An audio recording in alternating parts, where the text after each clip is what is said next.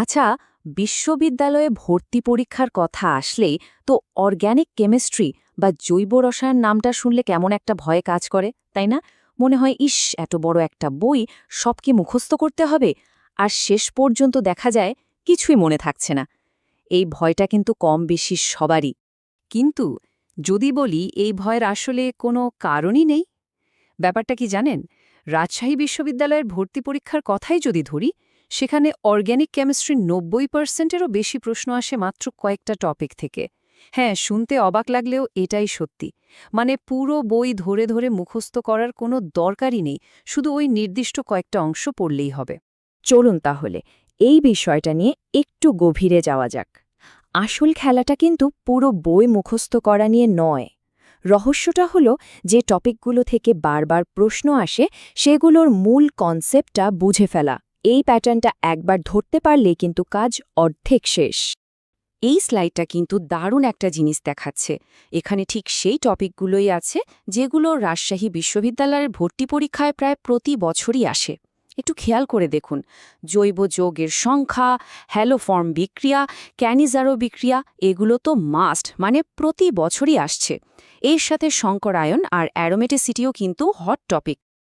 আচ্ছা, এই যে একটা প্রশ্ন প্রায়ই আসে যে জৈব যৌগের সংখ্যা এত বেশি কেন, এটা মনে রাখার জন্য একটা সহজ ট্রিক আছে। শব্দটা হলো পেক। পিতে পলিমারাইজেশন, আইতে আইসোমারিজম বা সমানুতা, আর সিতে হলো ক্যাটেনেশন। মূলত এই তিনটে কারণেই কিন্তু কার্বন লক্ষ লক্ষ যৌগ বানাতে পারে। সহজ, তাই না? তো চলুন এবার কয়েকটা একদম বেসিক বা মৌলিক ধারণা একটু ঝালিয়ে নেওয়া যাক। এগুলোকে বলা যায় ফাউন্ডেশন। এগুলো না জানলেই নয়, আর সবচেয়ে মজার ব্যাপার হলো এখান থেকে সরাসরি প্রশ্ন চলে আসে। যেমন ধরুন সংকরায়ন বা হাইব্রিডাইজেশন। এখান থেকে বন্ধন কোণের মান নিয়ে একদম সোজাসাপটা প্রশ্ন আসে। sp3 হলে 109.5 ডিগ্রি, sp2 হলে 120 ডিগ্রি, আর sp হলে 180 ডিগ্রি। এই তিনটা মান কিন্তু একদম ঠোঁটস্থ রাখতে হবে, খুবই জরুরি। ঠিক একইভাবে কার্বন কার্বন বন্ধনের দৈর্ঘ্য নিয়েও প্রশ্ন আসে। এখানেও একটা সহজ নিয়ম মনে রাখলেই হবে, বন্ধন সংখ্যা যত বাড়বে দৈর্ঘ্য তত কমবে।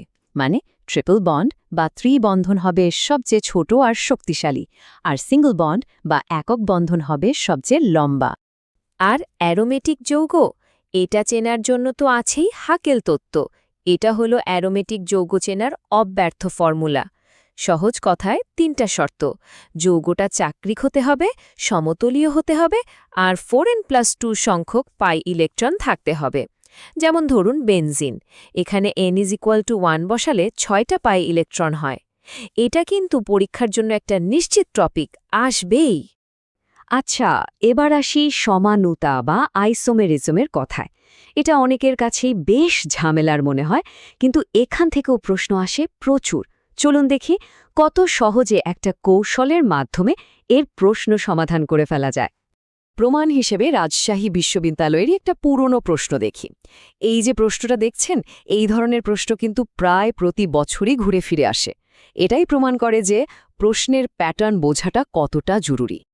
দেখুন, এখানে হাজারটা উদাহরণ মুখস্থ করার কোনো মানেই হয় না, শুধু নিয়মটা বুঝতে হবে। জ্যামিতিক সমানতার জন্য গোল্ডেন রুল হলো দুটো: এক, কার্বন কার্বন ডাবল বন্ড বা দ্বিবন্ধন থাকতেই হবে, আর দুই, ওই ডাবল বন্ডের প্রত্যেকটা কার্বনের সাথে যে দুটো গ্রুপ লেগে থাকবে সে দুটোকে অবশ্যই আলাদা হতে হবে। ব্যাস এটুকু। এই ছবিটার দিকে তাকালেই কিন্তু ব্যাপারটা একদম পরিষ্কার হয়ে যাবে। দেখুন, যদি ডাবল বন্ডের একটা কার্বনের সাথেও দুটো একই রকম গ্রুপ লেগে থাকে, যেমন এখানে দুটো হাইড্রোজেন, তাহলে কিন্তু আর হবে না, মানে পুরো যৌগটাই জ্যামিতিক সমানুতা দেখাবে না। এটাই হলো আসল কথা। ওকে, এখন আমরা চলে এসেছি সম্ভবত সবচেয়ে গুরুত্বপূর্ণ অংশে, মানে এমন কিছু বিক্রিয়া যেগুলো থেকে প্রশ্ন আসবেই, এটা প্রায় নিশ্চিত। যেমন ধরুন হ্যালোফর্ম বিক্রিয়া। এখানে কাজটা খুব সোজা। আপনাকে শুধু যৌগের গঠনের মধ্যে দুটো গ্রুপের একটাকে খুঁজে বের করতে হবে। হয় CH3CO গ্রুপটা থাকতে হবে, অথবা CH3CHOH গ্রুপটা থাকতে হবে। এই দুটোর একটা থাকলেই কেল্লা ফাতে, ওটা হ্যালোফর্ম বিক্রিয়া দেবেই। বিশ্বাস হচ্ছে না? তাহলে গত বছরের এই প্রশ্নটা দেখুন। এখানে 4টা অপশন দেওয়া আছে: এর মধ্যে একমাত্র ডি অপশনে মানে CH3COCH3 এর মধ্যেই কিন্তু আমাদের সেই কাঙ্ক্ষিত CH3CO গ্রুপটা আছে। তাহলে উত্তরটা বের করা কি খুব কঠিন? এবার আসি ক্যানিজারো বিক্রিয়ায়। এটার নিয়মটা হলো আলফা হাইড্রোজেন নিয়ে জিরো টলারেন্স, মানে আলফা হাইড্রোজেন একদমই থাকা চলবে না। যদি একটাও আলফা হাইড্রোজেন থেকে যায় তাহলে কিন্তু সেটার ক্যানিজারো বিক্রিয়া দেবে না, তখন চলে যাবে অ্যালডোল বিক্রিয়ার দিকে। আর এখানেও তার জ্বলজ্বন্ত প্রমাণ। এই পুরনো প্রশ্নটাতে খেয়াল করুন, জিজ্ঞেস করা হয়েছে কোনটা এই বিক্রিয়া দেয় না। উত্তরটা হলো CH3CHO। কেন?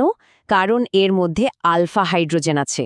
দেখুন, নিয়মটা জানা থাকলে উত্তর দিতে কিন্তু 1 সেকেন্ডও লাগে না। সবশেষে আর একটা খুব সহজ কিন্তু সুপার কমন একটা বিক্রিয়া মনে রাখতে হবে। সেটা হলো ফেনলকে যদি জিঙ্কের গুঁড়ো দিয়ে হিট করা হয় তাহলে সরাসরি বেনজিন তৈরি হয়। এটাও কিন্তু পরীক্ষায় প্রায় দিয়ে দেয়। তো এতক্ষণ যা যা আলোচনা হলো, চলুন সেগুলোকে পরীক্ষার জন্য একটা পরিষ্কার কৌশলের আকারে গুছিয়ে ফেলি। মানে আমাদের অ্যাকশন প্ল্যানটা কি হবে। তাহলে জেতার কৌশলটা কি? 1. শুধু ওই 10-12টা হট টপিকের উপর ফোকাস করতে হবে। 2. উদাহরণের পিছনে না ছুটে মূল নিয়মটা বুঝতে হবে। 3. কোন বিক্রিয়া কিভাবে চিনতে হয় সেই নিয়মগুলো একদম আয়ত্তে আনতে হবে। আর 4. পুরনো প্রশ্ন সলভ করে প্যাটার্নটা ধরতে হবে।